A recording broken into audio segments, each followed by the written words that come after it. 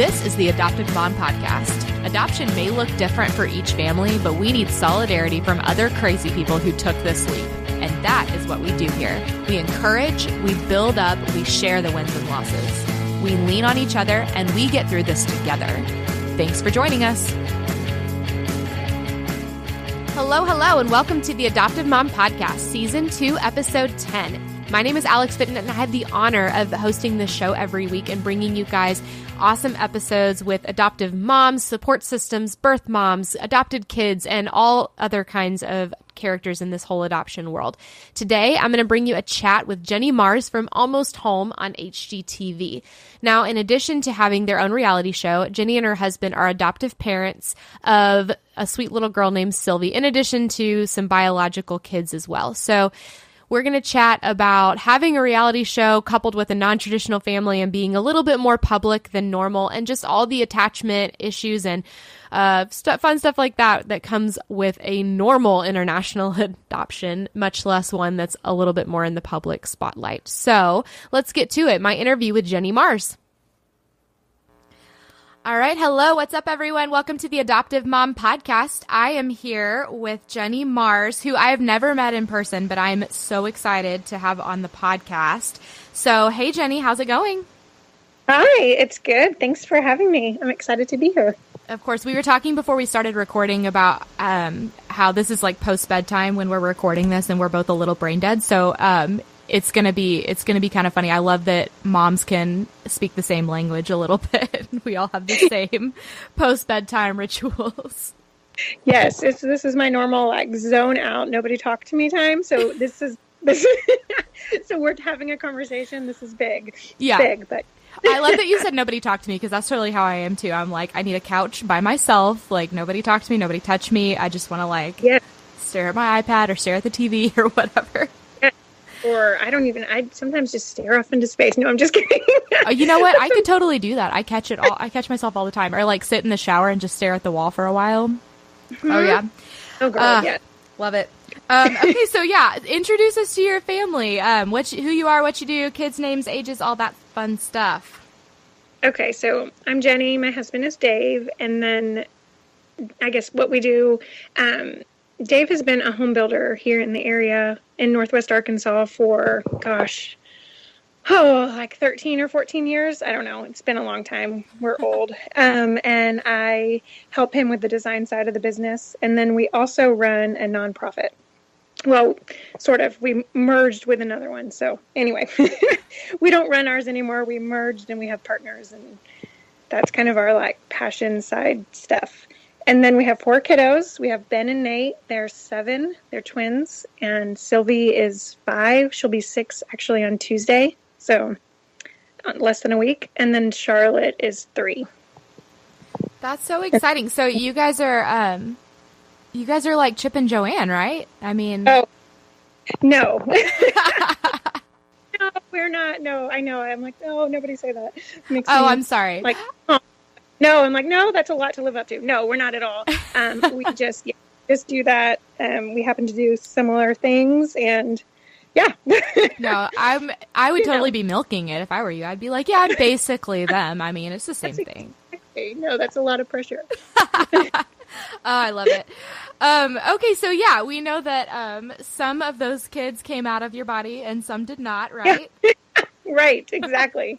Yes. The twins and Charlotte, my youngest, are biological. And then Sylvie, we brought her home in 2014, and she was born in the Democratic Republic of Congo. Wow. That's so cool. When you talk to it, there's like a lot of African countries. There's a lot of, Haiti, China, and stuff like that. I don't think I've ever talked to a mom who's adopted from there. That's really cool. Oh, really? Oh, nice. Yeah. Yeah. There you go. Well, something new. We have a little community of maybe 4 or 5 of us, of moms in this Northwest Arkansas area that have kiddos from the Congo, which is really neat. And it's a small area, so it's crazy that we have, other families that are from the same country. Ah, I love it. Okay, so yeah, on that note, let's talk a little bit about your story. I mean, I think you left out, and maybe you were trying to in this short little bio, but you guys are becoming kind of a big deal. So You left that part out conveniently. Yeah, we're not becoming a big deal, but we have it's so weird. Like, life is weird, that's all I have to say, but it's embarrassing to say. But we have I don't know why, I hate being the center of attention, but we have a show that we've developed with HGTV. So yeah, just renovating homes with Dave and I, and I assume that's what you're referring to. Yeah, absolutely. That's so cool. No, like, that's amazing. I love it. So, okay. So on that note, why don't you just jump into your story a little bit, your whole adoption story and how you got to where you are now. Well, Dave and I we had talked about adoption, like when we were first married. We just sort of felt like it was a calling in our life, but we weren't really pursuing it, or, we were just sort of like, okay, maybe someday. And then about, I don't know, we were married for quite a few years before we were ready to have children. It's crazy because I actually didn't really think I wanted kids. I mean, I knew I wanted kids, but I was never a kid person. So I wasn't like rushing to have kids, which is funny now that I have 4, and it's like, I never expected that. But, once we decided to start having kids, like most people's story, we just thought this will happen easily. Let's do this. And it didn't, so similar to other people, we went through a couple years of infertility and treatments and heartache. And it was just a really hard time. But at the same time, it was really sweet because God used that time to just bond Dave and I's hearts closer to one another, to God, to himself. Because I guess until that point, Dave and I talk about this a lot. Both of us had lived a life that pretty much kind of went, it was just sort of flowed along nicely. Like, if we wanted to do something, we did it. And we never really had that, had anything until that point that was so completely out of our control. And we just had to lean completely on God for it. And so the process of trying to build our family was like, just broke us and created this need for God that we had never had before in a new way, if that makes sense. Yeah. And so we got, and during that time, God just started opening both of our eyes and saying, like, wait, you had talked about adoption, back a little bit here and there, but here's the deal. There are orphans throughout the whole world that need a home, these kids that don't have a family. So we just started having that, like, heart for the orphan and care, what does that look like? And maybe that's how we're supposed to build our family. And I was kind of trying to, like, put a pretty ribbon on it and think, okay, and say, like, well, that's why this happened, because we're supposed to adopt. So let's stop trying to have biological kids and let's adopt. That's what we're supposed to do. And like, literally left and right, doors would just shut. And it's like, looking back, I mean, it was such a frantic time. Oh, it was so frantic. We started a process in Russia, actually, and we're almost we're like at the very end of that process, and then we had a child come up from Kazakhstan, and we're like, okay, maybe that's our kid. And then we had a domestic situation that came up. We're like, okay, maybe that's our child. And I mean, it was just crazy, but super frantic. Like, we just wanted to have a child, Yeah.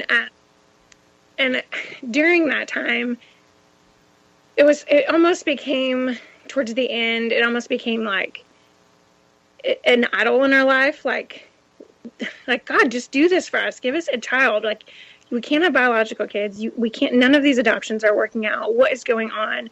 And I was just personally getting really, it was just kind of going through a bit of despair, And then we got a call, like, totally out of the blue. I'll never forget. I was walking to the mailbox. I had my cell phone and it rang, and it was our doctor's office, like our fertility clinic doctor. And we hadn't been in I think like 6 to 8 months by that point. And they just randomly called and were like, hey, we really think you guys are candidates for IVF, and we checked your insurance and it's covered at 100%. And we just really think you should consider it. Wow. And I was like, no. And I was like, no, we're not doing that. And I was like, nope, we're not going to do it. thanks for calling.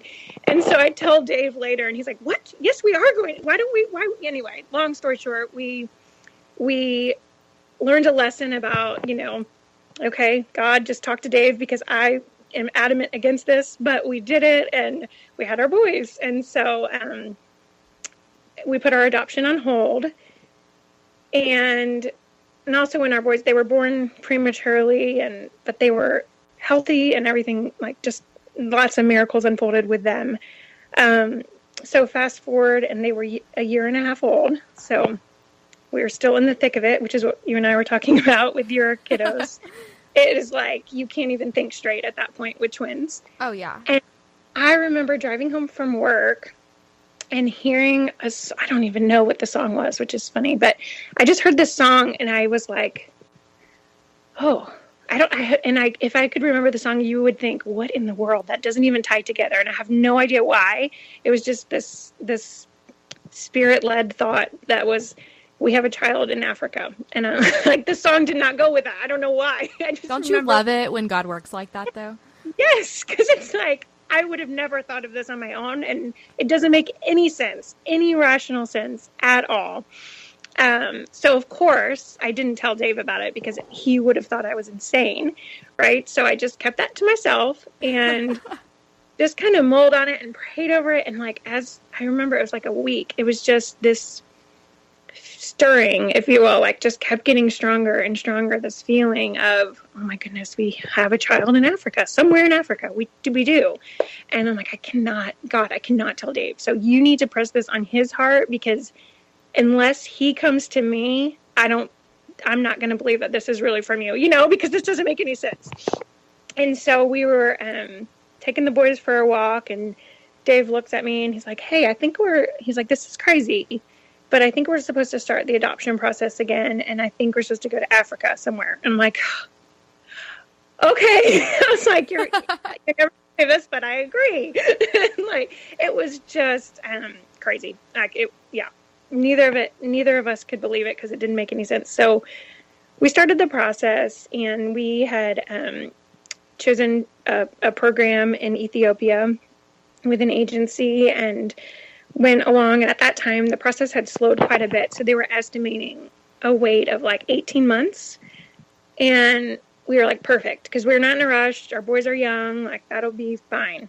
But then, of course, once you get in it, no, that's not, you want it to hurry up, because then it becomes more real. And you're like, no, there's a child waiting. I've got to hurry. And so anyways, we raced through the paperwork and did all of that. And then we got on the wait list and we started waiting. And I don't even know how many months, but this was this would have been 2012. So we waited for quite a bit. And I don't know, that would have been like 5 months or so, 6 months maybe.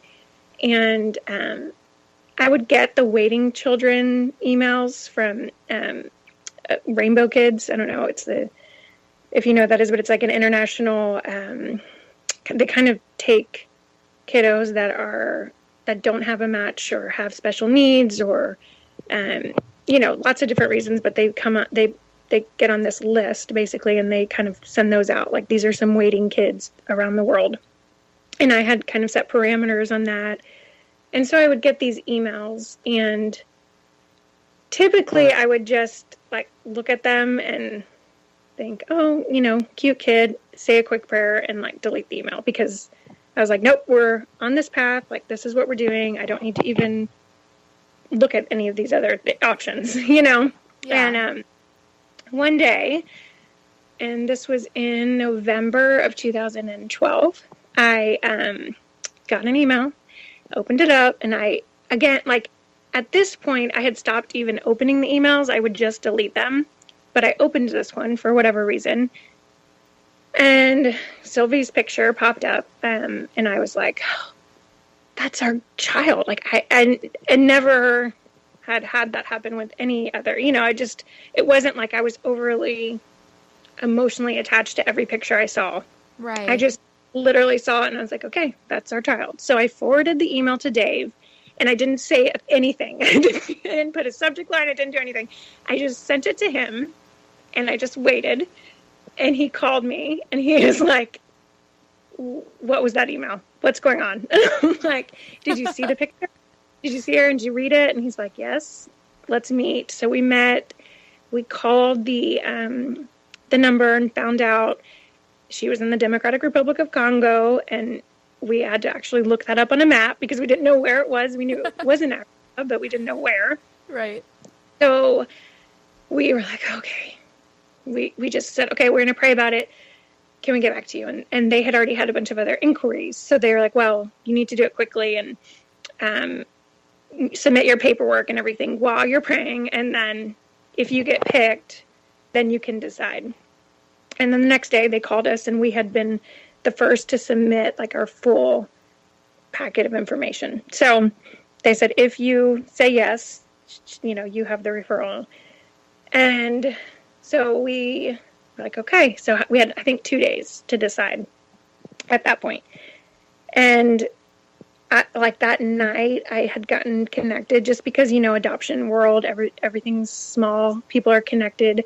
And I was able to connect and talk to several other moms that had gone through the same agency and the same country program.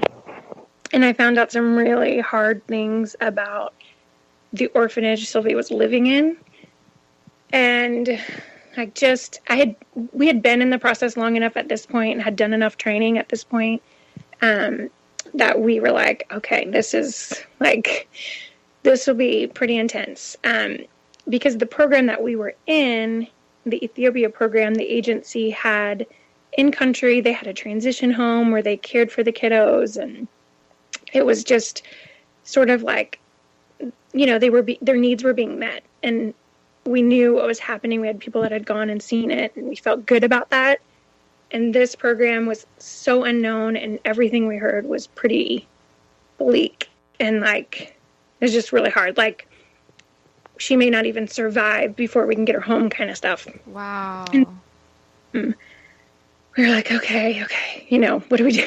So the next day, Dave and I prayed, and I was like, Dave, I don't think we should do it. I think we should stick with what we already had decided, stick with the Ethiopia program. We already paid all of our fees. We already submitted all of our paperwork. I don't know. And he's like, yeah, if that's what you think, I agree. Whatever, I'll just go along with whatever you think at this point. And so I was like, okay, but I cannot call the agency on my own and tell them this. You have to come home and call them with me because there's no way I'm going to actually say the words no out loud. And he's like, okay, I'll be home. I'm going to come home at 4:30. We'll call them. And then we'll just, that'll be it. That'll be that. So 4:30 rolls around. Dave's not home. I'm calling him. Where are you? He's not answering. Calling, as you do. And yeah. He's not answering. And I'm like, what is he? This is very important. We have to tell them today. And he comes home an hour later, and he walks in the door. I'm like, where have you been? What in the world? And he's like, you have to just sit down. I'm like, okay. And so he had completely, and this is, never ever happens because this is something I would do, but not Dave. He had completely forgotten that he had a closing. He and a friend of his had bought some land together and they sold it. And they had this closing that day. So he completely forgot about it just because of the adoption and everything. And so his friend was at the bank and called him and was like, hey, where are you? We're supposed to be closing on this land. Where are you? And he's like, oh my gosh, I forgot, ran down there. They signed all the paperwork. And this is where he is instead of being home, making the phone call to the agency. And I'm like, okay, that's great. But what do we do? And he's like, well, I'm pretty sure this is our daughter and we're supposed to say yes. And I'm like, why did this change? What happened? And he hands me an envelope, and in the envelope is a check from the closing that was to the dollar exactly what we needed for the new fees for the new country, the new program. If we said yes, we had to turn in that money. I have chills right now.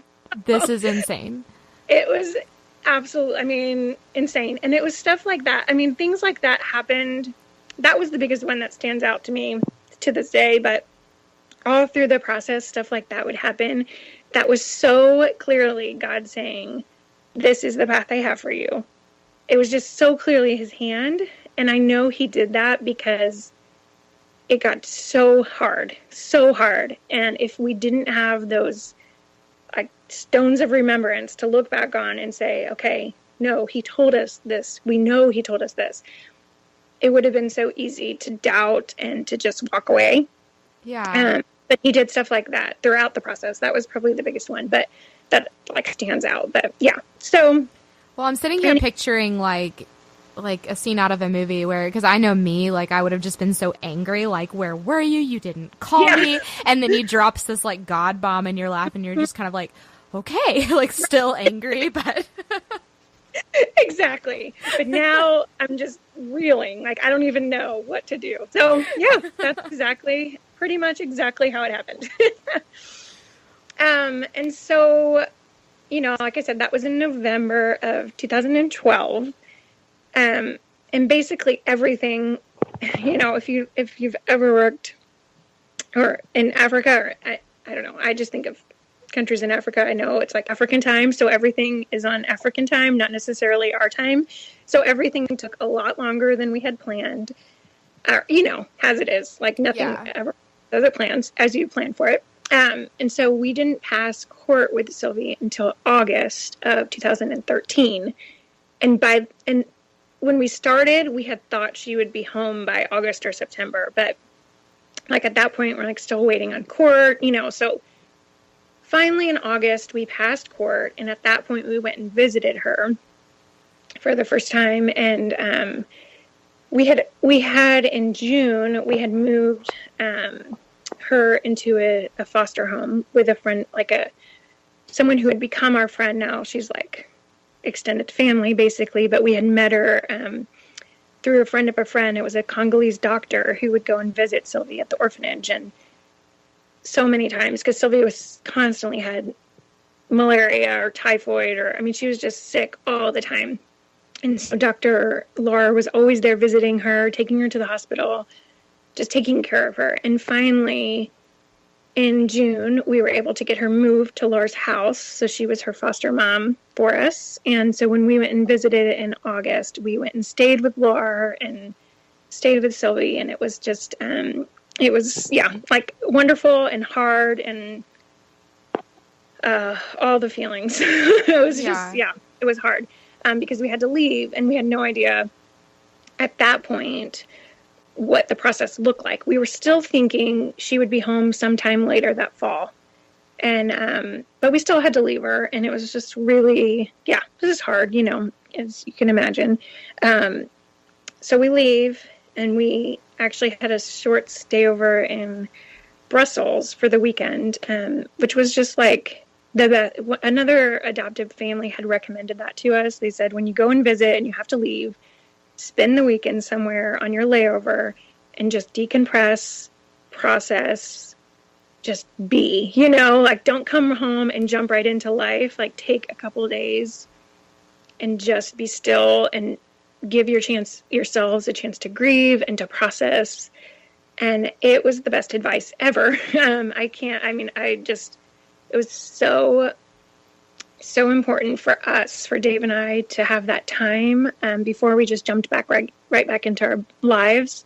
And so that was just, I always look back on that weekend, and it was just so sweet. And it was just like a little gift from God. It was like we were just crying and eating chocolate and crying and eating waffles. And like, it was just like the most beautiful place. We actually went to this little town called Bruges, and it's so beautiful, but like it just, like there was just so many emotions that we were processing. So anyway, that was in August. In September, the Congo announced a suspension on exit permits for adopted kids, which basically meant even if you're adopted and you're legally adopted and you have a U.S. visa, you cannot leave the country.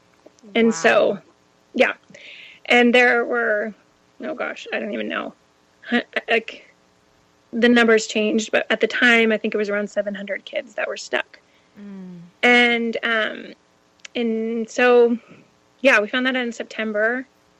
In October, I found out that I was pregnant, which was like the most shocking thing of all, actually. And it was crazy because like all this time that before, when I tried to get pregnant for so long, all I wanted to be was pregnant. And then I got pregnant and I was like, why? I was just so mad at God. Like, why? Why am I pregnant now? I've got to get my daughter home before I can even like deal with anything else. Like, what are you doing? You know? And so it made no sense at the time. The timing felt so off and crazy. And I look back now and I think I missed a lot of the joy of my pregnancy because I was just so tormented and like just struggling because my child was on the other side of the world and I didn't know if she would live, even much less like come home. I didn't know if she was going to come home at that point too. Anyhow, so we just like, oh my gosh, we called anyone and everyone who would listen to us. I became good friends with our senators and congressmen and their staff. Like, they were just constantly advocating for us. We had letters from everywhere. Like, we just were like, it was just like a full-time job for me for a while to try to just get Sylvie out of there, especially because she was really sick and nobody could figure out why. Nobody could figure out what was wrong with her. And so I thought, I kept thinking too, especially because I had not done, at this point, so much training and education on adoption and attachment and all of that.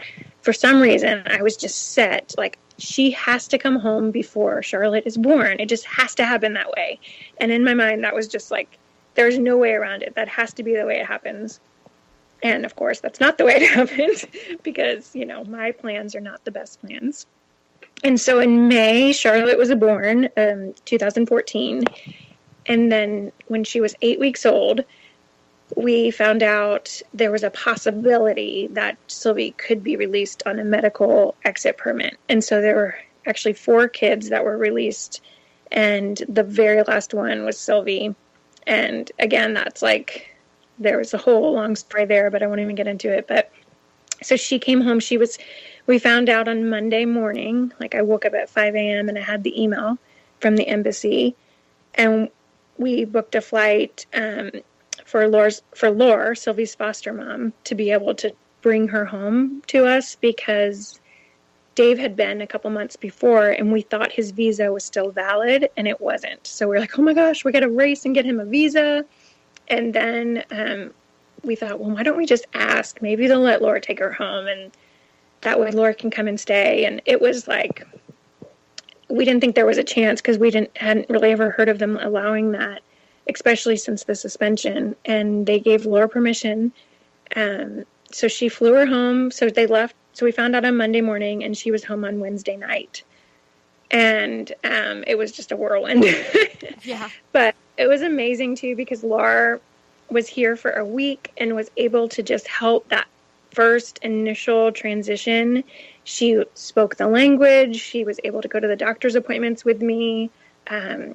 She just helped Sylvie feel, at least initially, feel safe here with us because Laura was her person at that point, and Laura was safe with us, and so therefore Sylvie felt safe with us at the beginning. And she was 2.5 years old at that point, and she had met me, and she had met Dave twice, and we had, of course, done like FaceTime and Skype and all of that, but of course she didn't know us, she didn't really know us, but she trusted Laura. And so having Laura here was just, it was so incredible. It was like an answer to a prayer that I was like almost too afraid to pray because I thought, no, that's too crazy. Like I'm not even going to ask for that. I just want to get her home. I don't know what it's going to look like, but it was, it's like the Ephesians verse. It was better than I could have asked or imagined. It was such a gift for our family.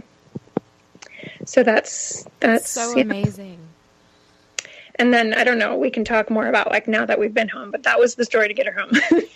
Yeah. Well, and it's a really good one. I mean, that's insane. I can't, the short months, here in Arkansas, we have Project Zero, which I've talked about on the podcast. I'm sure you know what that is. But for the listeners that are not from Northwest Arkansas or just Arkansas in general, I'm sorry. But Project Zero is an organization that provides the faces of waiting kids that you can look up online, and then you can seek those out. You can email their caseworkers and everything, but just those short months waiting for emails back, I just can't, that doesn't even touch what you guys went through. And I can't imagine I'm sure the patience building that you guys went through, but oh God. Yeah. It was 102 days that we waited. That's the kind of lesson you just don't really want to learn, Right. It's not. But it was like, I was actually looking back, reading through journal entries from that time and just looking, like it was obviously there's so many emotions, but God was he was just so near during that time. And I don't know, I was like, it was just, we had no choice but just to completely trust him. And in that, and just trying to figure out, okay, what are you trying to teach us in this wait? Like, what is this for? It has to be for a purpose. And I don't know, it did create some really amazing things, like for our family spiritually, but then also we started, work in like our nonprofit we started during that time, just as a response to some of the needs at her orphanage. And we talk about it and we're like, I don't know if we would have, started the process and brought her home 6 months later. Of course, we would have still been tied to the country, her birth country, but I don't know that we would have had the depth of relationship that we do, like with her foster family, for example, or our other Congolese friends that we partnered with through our nonprofit. And so we created these relationships during that time. And I don't know, I just don't know that would have happened as like deeply and, like it wouldn't have been quite as real if we would have just brought her home without having the agony of the wait and all of that. I don't know. I mean, it would have been nice to bring her home and not have to go through all of that, but there was so much good that came out of it too.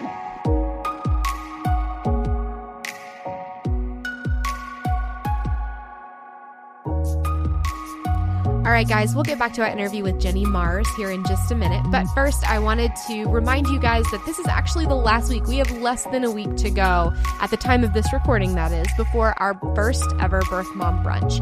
I am so excited that the podcast gets to be a part of this, and we're going to have hopefully a lot of sweet mamas who are going to feel honored and just so precious, just like they are at this event. Thankfully we have some awesome volunteers who are going to love on these women firsthand. But if you are not able to volunteer, but you still want to help, we would love to have you contribute to some food costs and just other things that have come up. And that would just be a really awesome way to get involved if you can't be there in person. So please reach out to me on Facebook or at alexfitton@gmail.com if you would like to contribute in this way.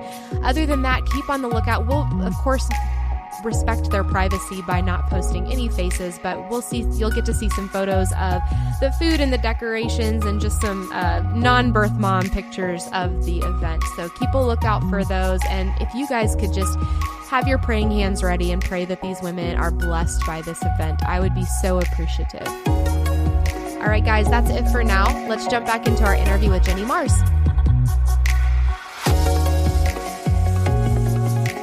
Yeah, well, and before we get into some of the amazing work that you guys do with your nonprofit, what about after she came home? How was attachment? I'm always, I think fascinated is probably a poor choice of words, because I don't know that it's something to be fascinated at, but I'm always curious about how that works with international adoptions, because I know that it's so different from domestic or foster care adoptions. But how was that for you guys? How long did it take, her to attach to you and you to attach to her? Because we all adoptive mamas know that those two things do not necessarily happen at the same time.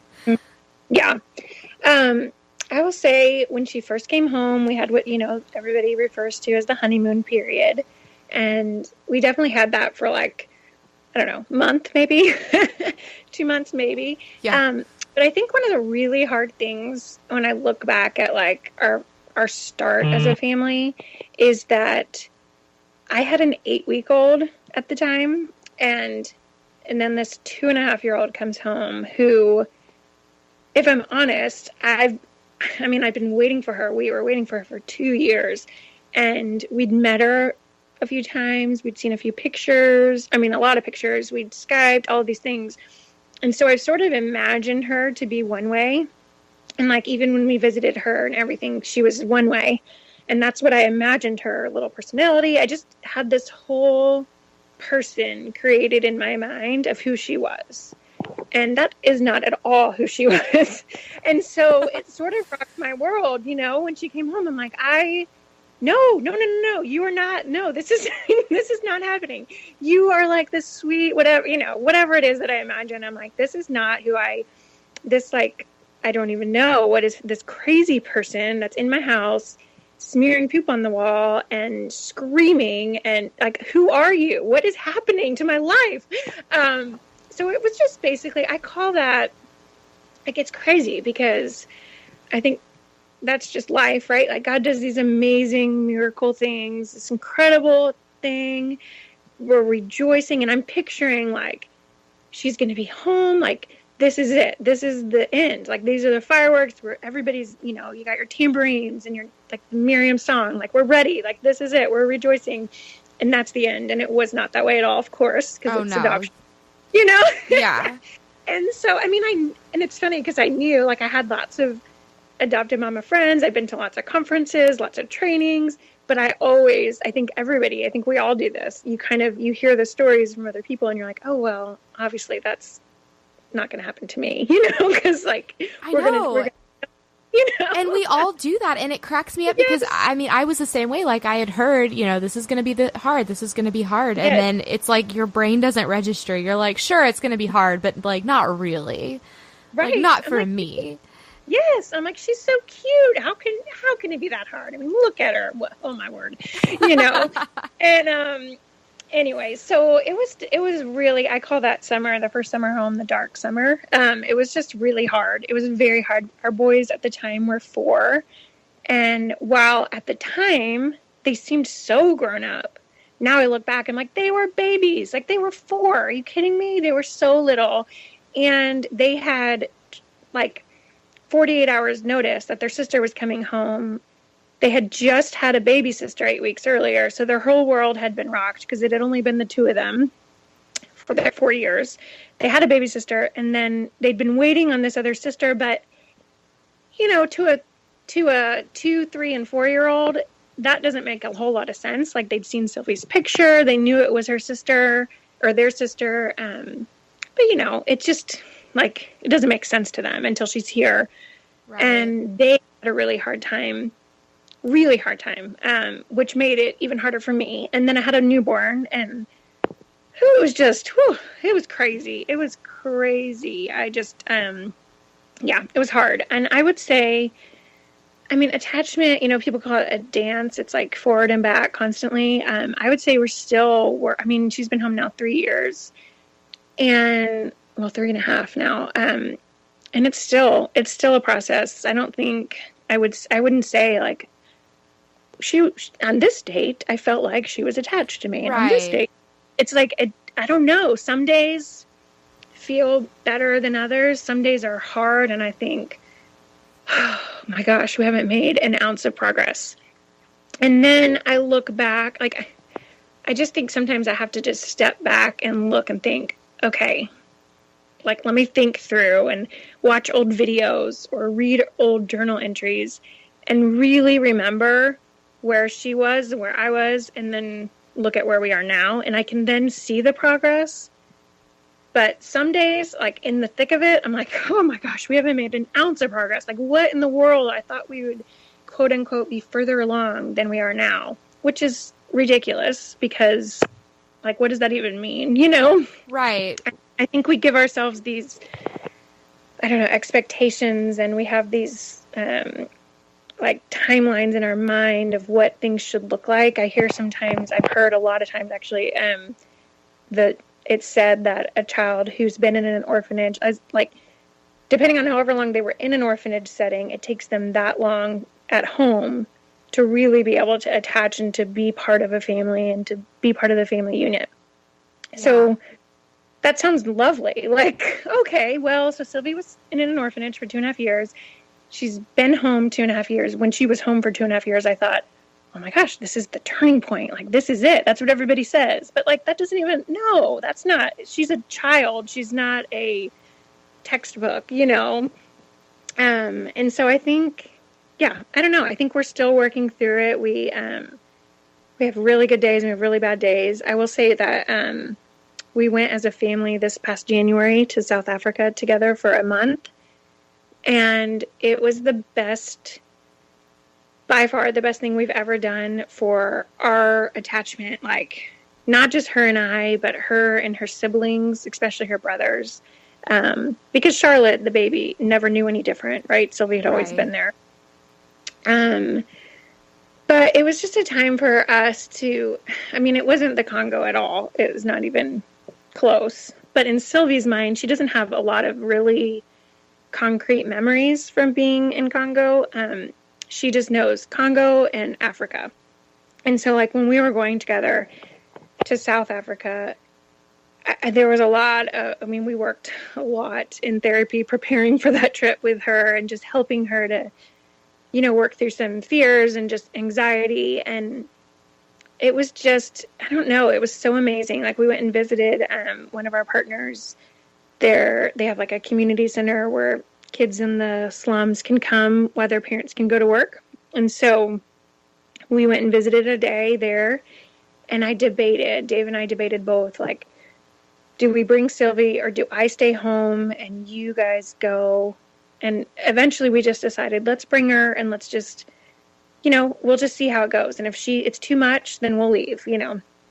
And it was really hard. I mean, she walked in and it was the first time she'd been in a room with that many kids that looked like her since she left the Congo. Wow. And she also could tell that they didn't have families there, right? Like, it was just a ton of kids and like a few adults. And she just froze. Like, her fear response is definitely freeze, you know, fight or flight. She just like, no, I mean, she doesn't even flight. She just freezes. Yeah. And so she just like, I could just see it. Like, she was just glazed over, like, whoa, what is happening? I mean, all the fear came rushing back. I could see it. And so I just took her outside. We went and sat in the car for a while, calmed her down, just kind of soothed her. Really didn't talk through it because at that point her brain wasn't in a place where she could comprehend any sort of logic. But we just, after a while, she had said she wanted to try to go back in. And I kept reassuring her, like, we're all here together. This is safe. You're safe. We're, you know, just kept using that language. And so she eventually went back in and we kept taking breaks. But after a few hours, it took a while, she started playing and opening up and playing with, she never actually played with any of the other kids. She played with the caregivers. And then we all left together. And from that day, I can say it was like a turning point for her. It was a way for her to see, we can do this and we're going to all leave together. We're not leaving you here. Obviously that was her fear. I think that day is like, you're going to leave me here. I'm going back. Like, this is, you know, that's her fear. That's always there. And right. So it was like, no, we're not, we're leaving together. And so again, like I said, she doesn't have super cognitive memories of Congo, but they're there, of course. Her body remembers. And it was just really, I don't know, that whole trip was just amazing. It was so healing for our family to be able to go and make new memories on that continent together, to be there together, to leave together, to all just be off of work and be super focused for an extended period of time on just relationships with each other. Not that everyone can do that, of course. It was, and like, I don't know that we'll ever be able to do it again, but it was such a gift. And it was like, I would say that was probably the biggest turning point in attachment for all of us. So, yeah. That's so amazing to hear. I mean, I think that it is such a process for so many of us. It's something that we can't put our finger on, but it's really cool that I feel like God gives us all those moments. And obviously, that's like a bigger moment than most, right. But it's just, it's so cool. And it's cool because whenever she's older, you'll be able to tell her that, you know? Yeah. I love it. So, okay. We had, I was going to save most of these for the end, but I asked on Facebook and Instagram for people to ask questions of you, just since you're a little bit more known than some of my other guests. And I had one that somebody asked how you got started in your nonprofit. Like I said, I was going to save these questions for the end, but I think that that's a good segue into that part of your story. Sure. And again, it's a long story, so I'll try to make it short. But basically, like I said, Sylvia, her orphanage where she was, I mean, I wouldn't even qualify it as an orphanage, really. It was just a place where kids lived and they had no resources. Adults didn't stay there at night with them. They often didn't have adults there for periods of time. And so Laura, who was our dear friend who became Sylvie's foster mom, would go, like I said, and check on Sylvie when she was at the orphanage.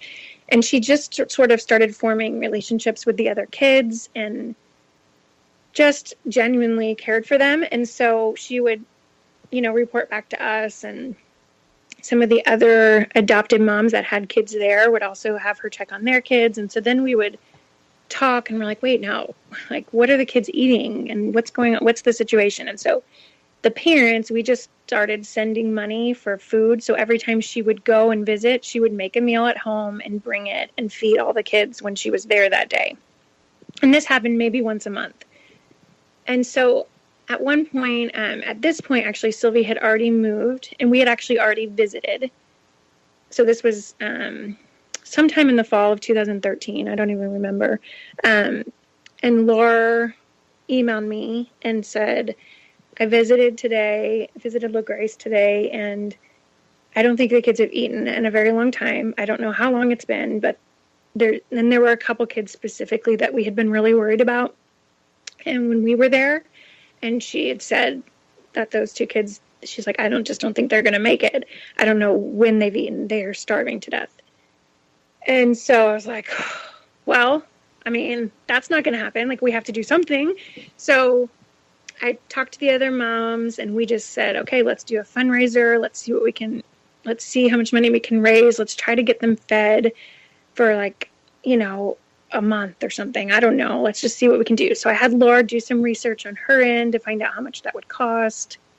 And we just started, we did this online raffle basically, and just had people donate. And we ended up raising enough for 3 months of food and for 3 different orphanages, because Laura also visited a couple others.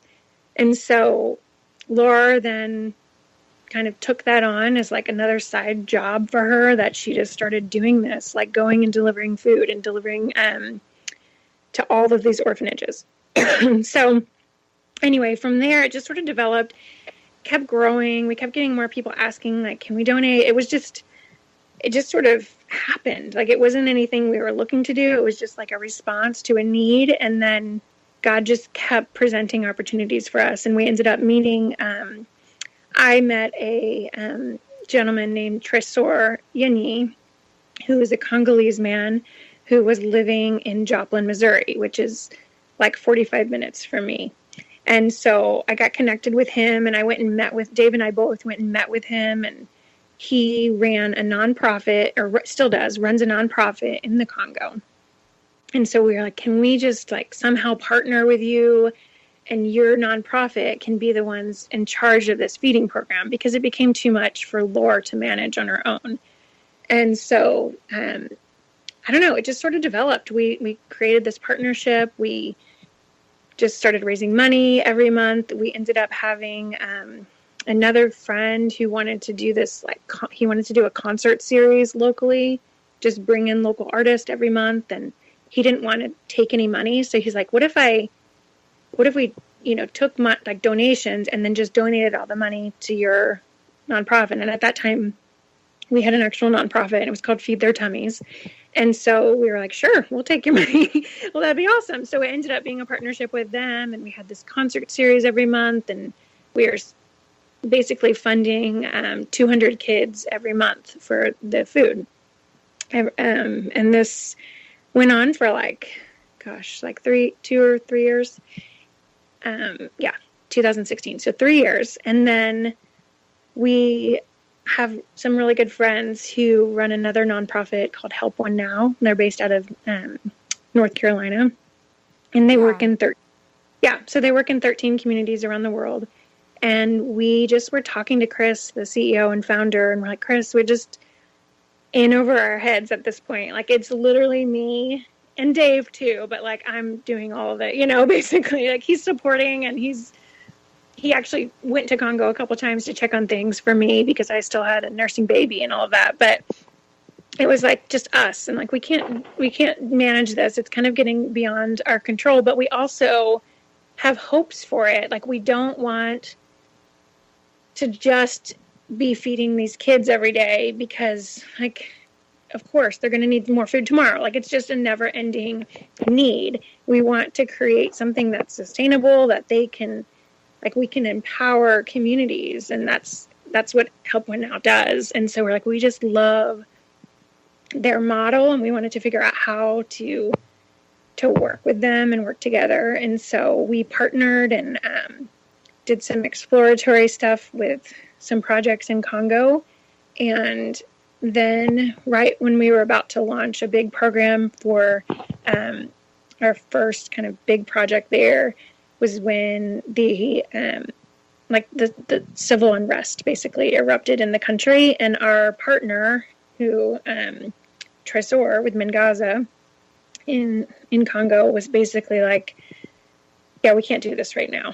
So which we appreciate. And but at the same time, it was really hard and really confusing because we were about to do something that would have been like a sustainable solution long-term for that community. And it was just our dream. And we're like, God, we've worked so hard for this, and this is about to happen. And you just closed the door. Like, what in the world? Why would this happen? And looking back, I see God's hand on that of protection, just because it's a hard place to do business anyway and to do work and ministry.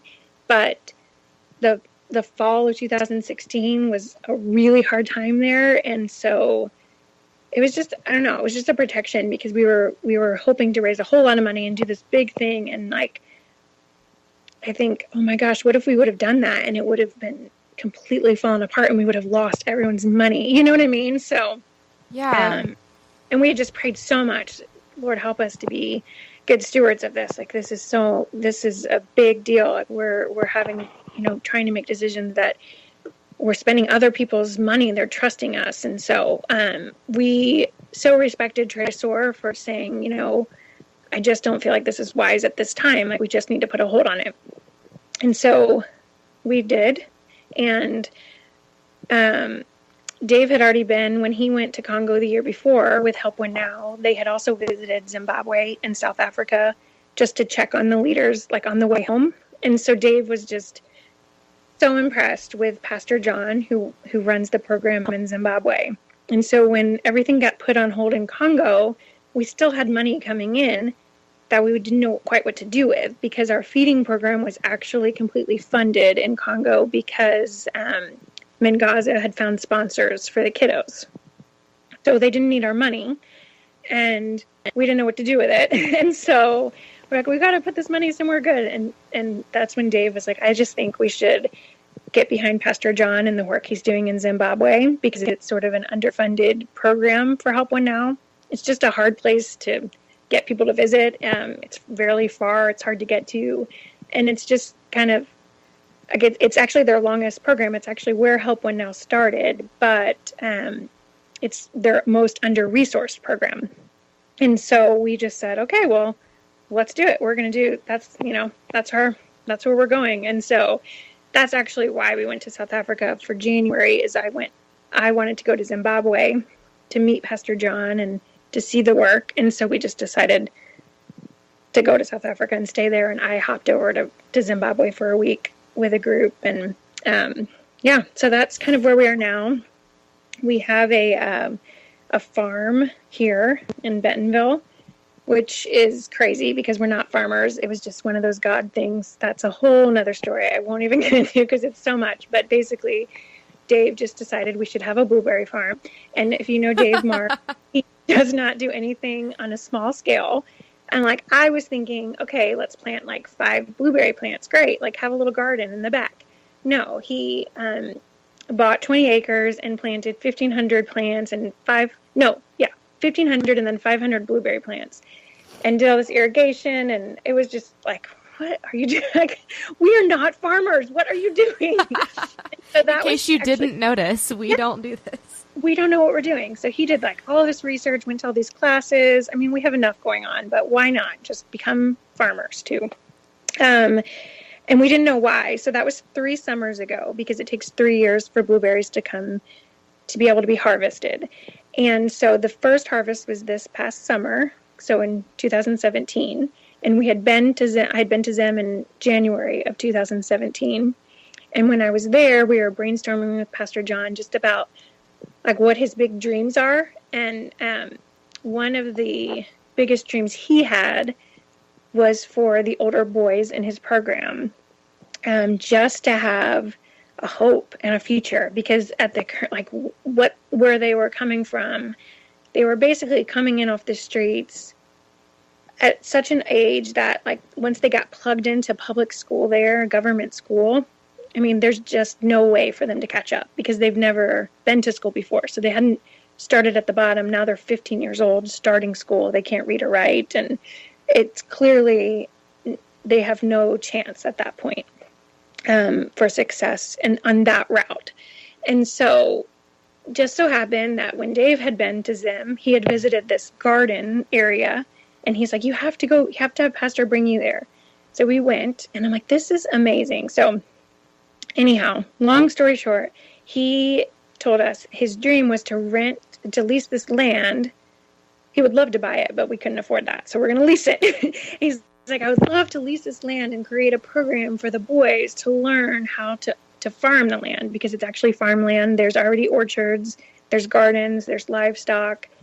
It just needs someone to work it. And so he had this dream, and we were like, huh. And so kind of just processing it at the end of the trip, I had told Lamar, our friend who works for HelpOne now, like, Lamar, I kind of think maybe this is what we're supposed to do with our blueberry farm, because we knew we wanted to do something with it. We just didn't know what. Like, our original intent had been for our feeding program, but that had kind of gone away. And so we didn't really know what we were doing it for.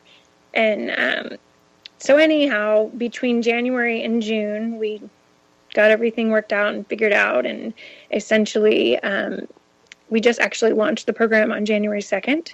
And so it's a training program for the boys there in the Mushuavana village. And they have trainers there. They're learning irrigation. They're learning all sorts of stuff. So basically just learning a trade that will sustain them through life, but they're also able to sell product at the market. They're able to feed the kids at the children's village. So it's really cool. So our little farm here is funding that farm there. Jenny, so I'm like cracking up at how crazy pants this story is. Like, I don't even, this is insane. And we haven't even gotten to the whole, like, you have your own TV show part of the story. This is unbelievable. Okay. Yeah, I mean, we have just a few things going on in our life. So we thought, why not just add one more thing? No, I'm just kidding. We, actually, this came completely out of left field. We were not, and this is nothing that we planned for, nothing that we were pursuing by any means.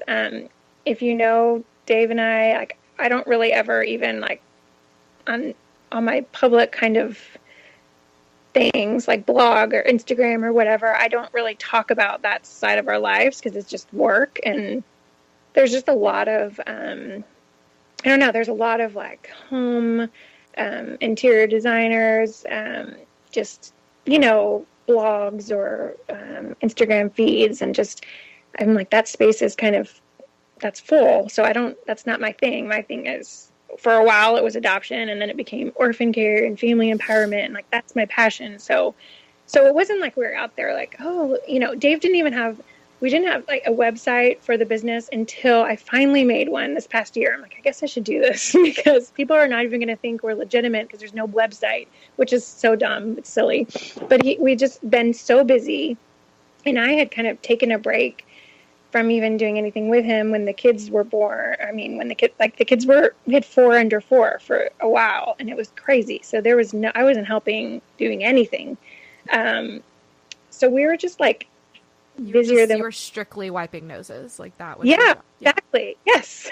We're just surviving. I'm like, literally we were keeping everyone alive every day. That's what I was doing. And he was just like going to work, getting the bills paid. That was it. And so I don't know. I don't really exactly know how it happened, but essentially what we've been told is, HGTV, we have our network executive at HGTV, who's amazing. Her name's Carrie. She was talking with a friend of hers who works for the Walmart Foundation here in Bentonville, and just talking about what an interesting, unique town Bentonville is. And so I believe Carrie came and visited. I don't know for sure actually, but I know she was just really intrigued by the town. And it made her think, well, why don't we try to do a show in Bentonville?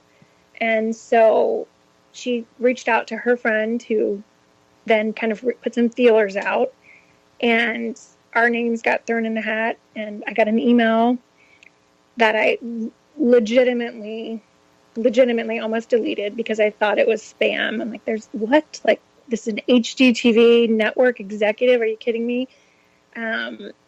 But a friend, Monica, had told me, she's like, I gave your name to this, this network lady, look out for her email. So because I knew she had said that, I was like, okay, I won't delete it. Maybe this is legitimate. But then I still thought, how does Monica know this is for real? I'm such a cynic that I'm like, no way, this isn't real. So anyway, I finally responded. I waited a while. I'm like, okay, yes, this is us. This is our story, this and that. And so we actually did a Skype call. Then we did a couple Skype calls, and then she put us in touch with a production company, and we did a couple Skype calls with them, and they presented to the network this show concept that we were really excited about. And it was basically, I don't know, it was essentially like the story of a house, not necessarily about us, but more about the house and the history, because we have a lot of historic homes in the area. So it would have kind of piece together the history of this home as we're renovating it, right? So like the home is the central theme of the show, not us or the family buying it or anything. So he presented it, and basically they were like, yeah, no, we don't like that idea. We have a formula that works. We have viewers that like this format, and we don't really want that idea. So we were like, okay, that was fun. That was crazy. We had this presentation to HGTV. Cool. The end. Chapter closed. So fast forward a few months, and I get another email from another production company. And then in February of 2017, they came to town and filmed for a few days what was called a sizzle reel. So it was basically like a 3-minute sort of snapshot of what the show would be about. And in, I don't even know, May, I think, they signed on for a pilot. And we filmed the pilot in June. And actually, it was like the craziest thing I've ever done. It was so crazy. We renovated this whole house. I mean, it was insane. It was so much work. There was no attic. I mean, there was just an attic, and we added bedrooms. I don't know if you saw the show, but it was a lot. They didn't show everything because there's no way to show everything. It was so much. But we filmed it in 1 week. It was insane. Goodness. It was insane.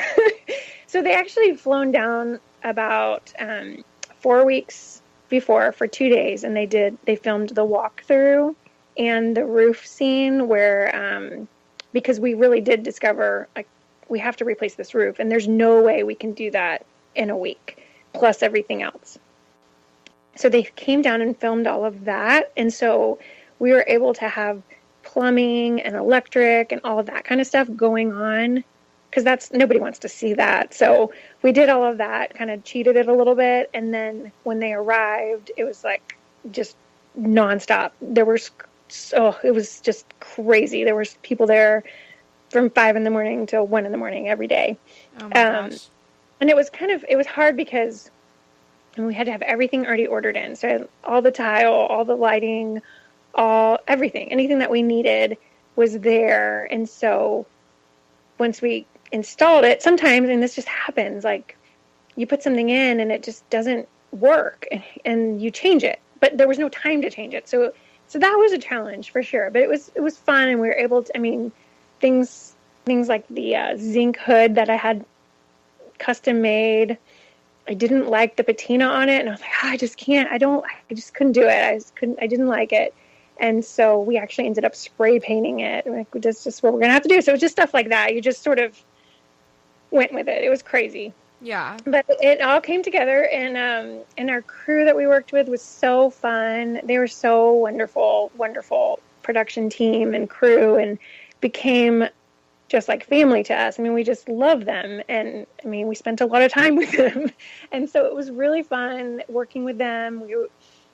Dave and I were both kind of like, okay, if this is the only thing we do, that was fun. The end. That's great. We're so happy with that, because I don't know if we can do this again. It was a lot.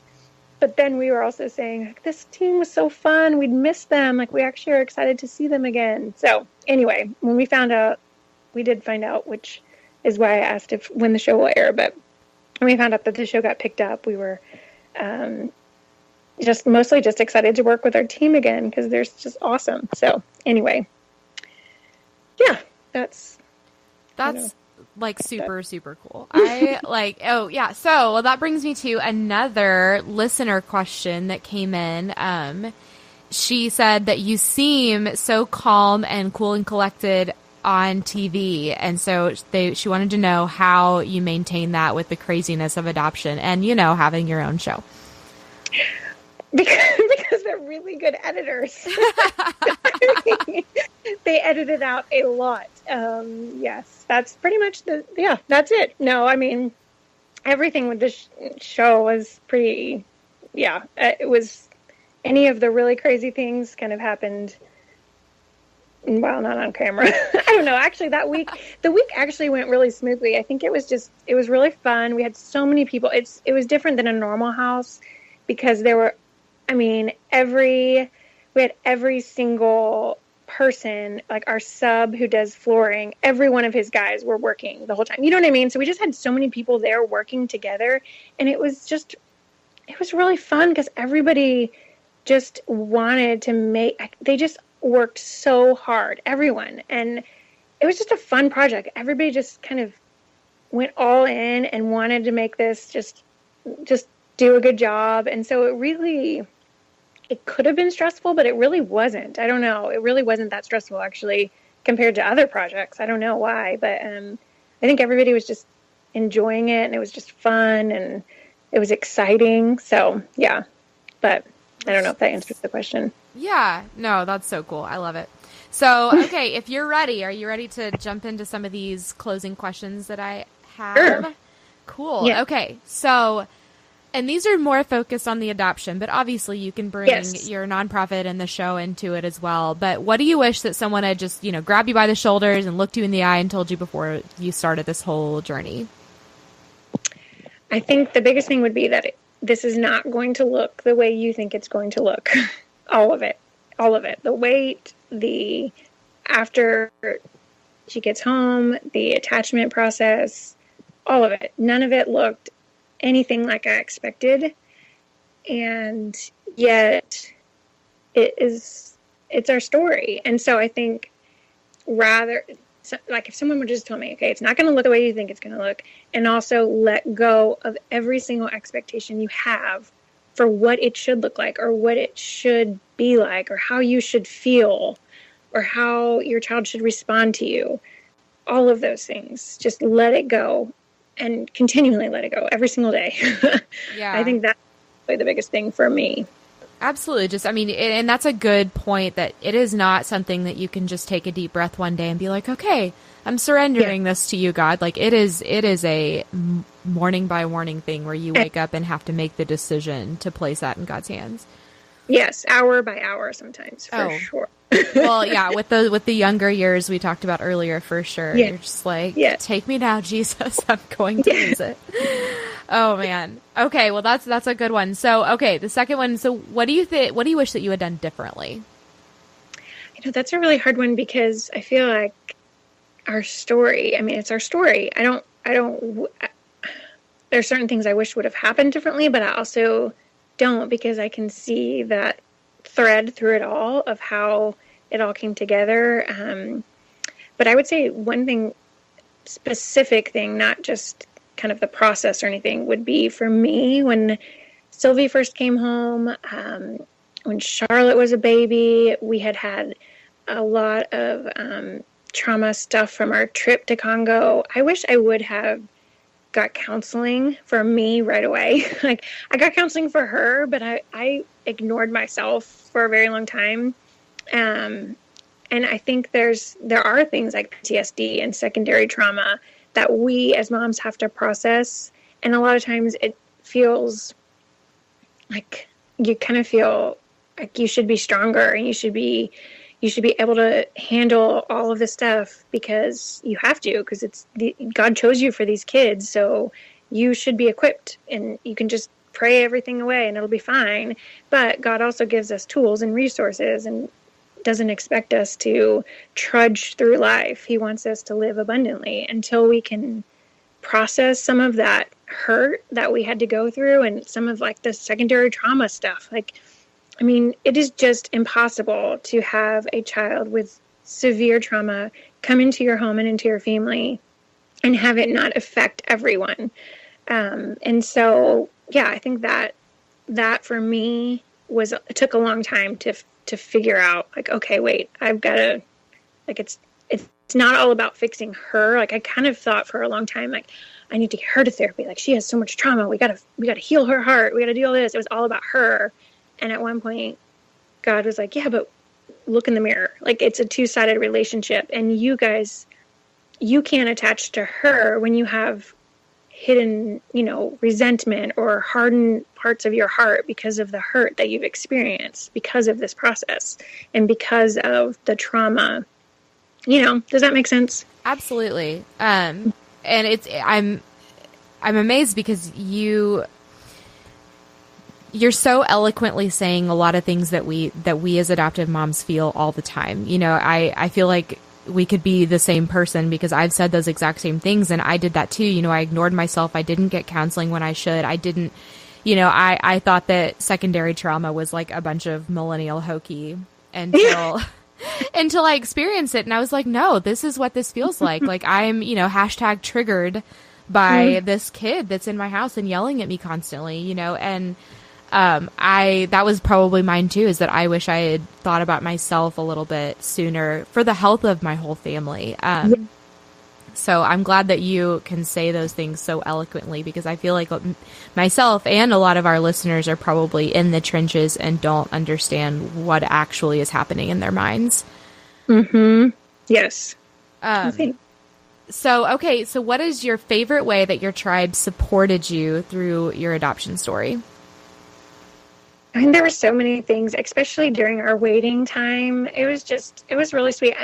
Everybody just kind of rallied around our family in different ways. And one thing that really stands out when I think back is on Sylvie's second birthday. So we had already gone through her first birthday apart, and then her second, I just thought she would be home. Like, that was when I go back to saying it's not going to look like you're expecting, that was my expectation. Like, she will be home by her second birthday. You hear me, God? Like, this is the deal. Which he did not agree to that deal, obviously. And so it was hard. I was grieving a lot of things. I was grieving missing her birthday, of course. But that, not just her birthday, but like all that represented, that whole year that had passed since the last birthday that we spent apart, all that time that I knew she was without me and all of those things. So it was really hard. And I had friends that sent flowers, that's from across the country, sent dinner to our house, and cards and phone calls. And it was all other adoptive moms, of course, because they got it. But a lot of times we forget about that. Like, I don't know. I just felt so seen and so known and loved, and like, I don't know, like, okay, it is valid for me to miss her on this day. It does, it is okay, because sometimes during the wait, it's hard for people, especially who have never adopted, to understand how you can have this deep love for this child that you've never even met, possibly. But it's there, and you do grieve the time apart. And so it was just really that, I think back on that day and how meaningful that was to me, and that people recognize and friends recognize that it was a hard day, and that they were here and they were thinking of me and thinking of her. And I don't know, it was really sweet. Yeah, it validated your feelings, and that always is like a nice surprise, because I think that our tendency as humans, and as specifically women, we have a tendency to completely shut down our feelings and say that we're being crazy and we shouldn't feel this way. We should be stronger. We shouldn't, let it bother us or whatever. So when someone says, no, you are absolutely in the right to feel this way, it's so freeing. Yeah, exactly.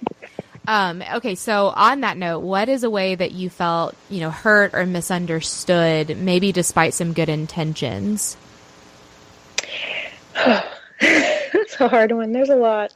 I would say one of the biggest things since we've been home, so in the past 3 years, has been when I was just having a conversation actually today about this with a friend. We were talking about how good, and it's always with good intentions. So I don't mean this to say it's somebody's trying to be hurtful, because they're not at all. Always with good intentions.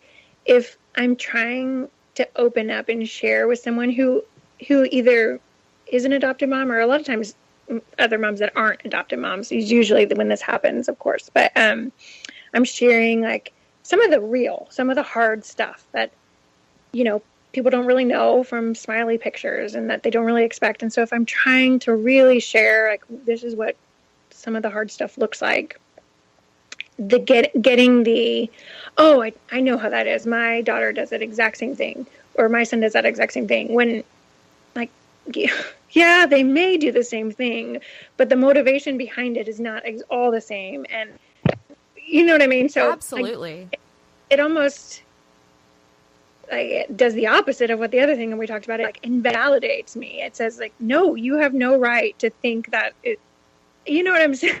Yeah, like your situation isn't different, or it's not, and I think that you're right. It's the opposite, because it makes you feel like your feelings toward this child should be the same. They should look this way. And when they don't, you feel like you're doing it wrong. Yes. And you feel like a crazy person for letting something really small, like you said, a trigger, like something really small, just set you off. Like, because and then if somebody else sees that and you're like trying to explain it to them, you're like, no. This is what you're seeing is the tip of this iceberg. That whole illustration where you have the iceberg and then you have everything underneath the ocean that they don't see. That's what I'm reacting to, is everything else that's below this. And so you're kind of condescending to me and to all of the work that we're trying to do here in our family. And I don't know. That's probably the hardest thing, I think, is just that misunderstanding of, I'm her mom. Believe me, I know I'm trying to respond to this in the right way, and I don't really need you to, or whatever. I don't know. That makes sense. No, I'm loving this, because I feel, like I said, you are so good at articulating exactly how I feel, and I'm sure how every other adoptive mom feels. And I love it. Thank you. Thank you for being able to articulate these things. Does this make any sense? Okay, so good, sure. Oh, yeah, absolutely. Like, I'm tracking with you. I'm like, to everything you say. Okay, so finally, if you could just sum it all up, what is the biggest piece of advice or encouragement that you have for adoptive families? I Okay, so I was looking through old journals today, and I came across a quote from a friend of mine who had spoken at a women's retreat that I was at, and it was during my wait, and it applies during that time, but it also applies now, like even in hard seasons. And her quote was, "Winter always comes before spring every time." And I can't remember if I said it was Amber Haynes who said that, and I love that, because at the time I was in this season of winter for sure, and I kind of thought, well, okay, Sylvie comes home and it's spring, like it's going to be done, but it wasn't. Winter just kept going. But what I've found, obviously, just the human condition and just life is there's seasons for everything, and there's times that it feels like winter is never going to end, but it does. And God gives us nature and gives us all of these beautiful illustrations around us just by looking out of our window to remind us that it's okay. Like the tree is totally desolate. This looks completely bleak and completely hopeless, but spring is coming. It will come, and the leaves will bud, and there will be life, and there will be new growth, and you can trust in that. And I don't know, that's just carried me through so many ups and downs, through the wait, and then through the time home, and through attachment and hard things with siblings and all of it. It just is one of my favorite things to go back to, favorite quotes. But I will also say, on a totally practical side, one thing that I would recommend as far as advice is, if you don't have Voxer, get it. And I actually just saw a video, and one of my friends referred me to a video that Jen Hatmaker did on Voxer, which I was like, oh, I know, right? Voxer. I know what video you're talking about, actually. Yes. I saw the same one. Yes.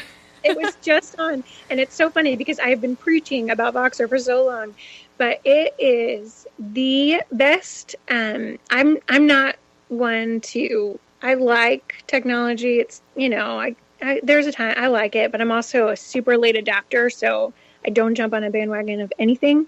But Voxer I love because you can talk and like leave messages for each other. And so I have Voxer groups with some adopted mamas who we are like there's actually a few of them that we are in very similar stages. Our kids are like, we're home around the same time, same age, you know what I mean? So because of course we're busy and life is crazy, it's practically impossible to grab time on the phone with one another.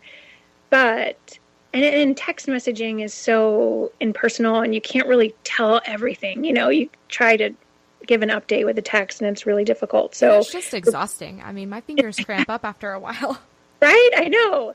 So Voxer, you can just leave a message, and sometimes it's a 15-minute message. Sometimes it's a 1-minute message. And you just put it out there, and then they can listen whenever they have time, and they can respond whenever they have time. I have some group boxes, and then I have some individual boxes with other friends, and it is, it's like a lifeline some days, because I think finding friends that are walking in the same, especially as adopted moms, that are walking in the same seasons and in the same hard stuff, it's hard to find those friends a lot of times, even, right where you live. So if you find them through, however, like conferences or whatever, and they don't live right here, it's hard to keep in touch.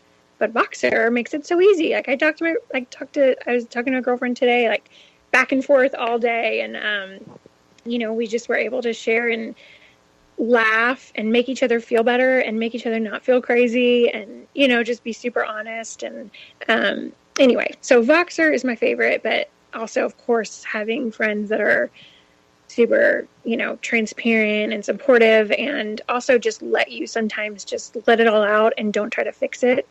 Those are the best kinds of friends. And I feel like Voxer is great for that, because you can just let it all out. Everybody can hear it. You feel better. It's like a therapy session. Yeah. And then I love that. And I'm actually, so I'm going to throw something else on you. Have you heard of Marco Polo? I have, but my problem is I don't like, it's kind of like FaceTime. I don't like to be seen. Like, I don't like to have the camera right in my face. Yeah. Most of the time. So I'm like, I just want to walk. I mean, I want to be like, wearing a face mask, leaving a box. I don't want to be on Marco Polo. No, that makes sense. And, I love Marco Polo, but it is not as passive as Voxer is, because you can't, Yes. you feel like you have to watch it. You can't just like turn it on and then, like you said, put a mask on or whatever. Not very often, but just came to mind. But actually, Voxer, I listen a lot. A lot of time when I'm in the car, if I don't have the kids in the car, that's what I'm doing is catching up on Voxer. So it would be kind of hard with Marco Polo because you have to look at it, right? Yeah. I think. Well, yeah. I play it in the car and I just don't look at it, but I also, I film in the car, but also don't look at it. I have like a magnetic mount for it. So I'll just set it there and then talk while I drive, and it freaks my friends out. And I'm like, I'm not even holding the phone. Chill out. That's awesome. Oh man. Okay. Well, so where can we find you on social media, and tell us all about like where we can find your show? Yeah. On Instagram, I'm just Jenny Mars, 2 R's, and my blog is Blessings and Raindrops from forever ago. I try to keep it up to date. I'm not as good as I used to be, but Instagram is so much easier. I love Instagram. It's my go-to these days. Oh yeah. No, I'm the same way. I have a blog too that is still active, but this is my blog now, the podcast, so I don't post very often at all. Yeah. It's hard. It's hard to find time to sit and think and use my brain and like in front of the computer, where Instagram is a lot quicker and easier. Definitely. Yeah. I feel you. Well, thank you so much, Jenny. This was so much fun, actually. I feel like I could talk to you forever. You were awesome. Oh, it was so fun. I know I'm still awake too. It's amazing. It's awesome. Thanks, Poppy. Thank you for listening to the Adoptive Mom Podcast. I know this stuff is hard, and I hope you found encouragement here. Remember, you are enough, and you're doing a great job. God wants to be at the center of this journey, and He is big enough to redeem all of our mistakes. Don't forget to check out show notes and other resources at theadoptivemompodcast.com. Thanks again for listening.